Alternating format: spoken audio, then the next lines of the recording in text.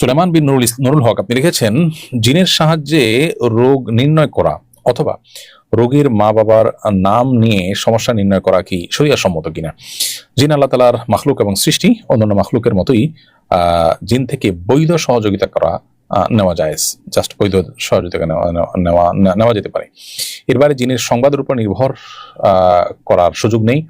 আবার জিনদেরকে আজকাল বিভিন্ন কবিরাজরা যেরকম তাদেরকে বিভিন্ন কাজে লাগায় এবং তাদের বিভিন্ন সহায়তা নিয়ে থাকে, যেটাকে ইস্তেআনাহ বিল জিন বলা হয়, অর্থাৎ জিনদেরকে দিয়ে জিনদের সাহায্য নেওয়া।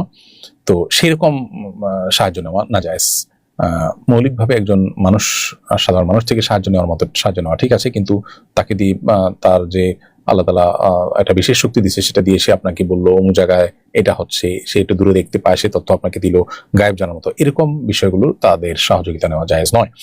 আর বিশেষ করে রোগ নির্ণয় করার ক্ষেত্রে আপনার কোনো আপনার ব্যক্তি যদি এরকম কোনো পলিসি অবলম্বন করে যে রোগীর মা বাপের নাম ধরে বললেই রোগ নির্ণয় করে দেয়, এটাও রুকিয়া শরঈয়ার পদ্ধতির মধ্যে বা শরিয়া সম্মত যে রুকিয়া সেটার পদ্ধতিতে পড়ে না। এ ধরনের ব্যক্তি থেকে বিরত থাকা উচিত এবং এই ধরনের ব্যক্তির সাহায্য নেওয়া থেকে বিরত থাকা উচিত এবং তাদের থেকে দূরে থাকা দরকার।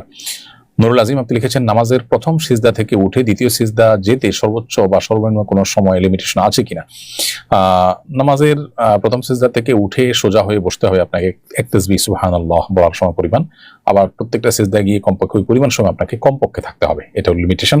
এর নিচে যদি থাকেন তাহলে হবে না। মাথাটা সোজা করেই আবার পড়ে গেলেন তাহলে আপনার নামাজ আদায় হবে না, কারণ এখানে তামানিনা বা তাদিল আরকান যেটা, এটা ওয়াজিব, অনেকগুলো আমাদের মতো সেটা ফরজ, যার কারণে আপনি যদি এই ধীরস্থিরতা এতটুকু মেনটেন না করেন তাহলে নামাজ হবে না।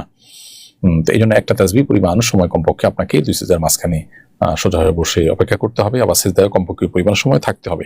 আর যত বেশি সময় থাকবেন নামাজের কোয়ালিটি তত ভালো হবে, নামাজ তত মানসম্মত হবে।